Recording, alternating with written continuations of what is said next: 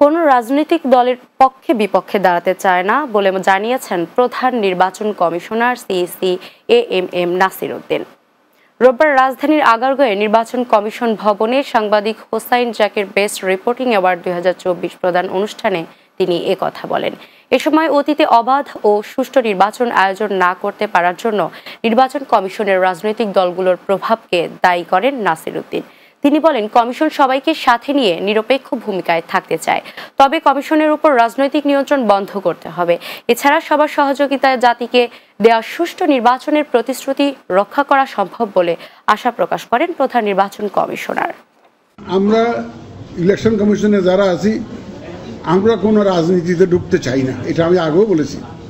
আমরা কোনো রাজনৈতিক দলের পক্ষে বা বিপক্ষে দাঁড়াতে চাই না, আমরা নিরপেক্ষ থাকতে চাই। আপনারা আমাদেরকে সাহায্য করবেন, আমরা নিরপেক্ষ থাকতে চাই।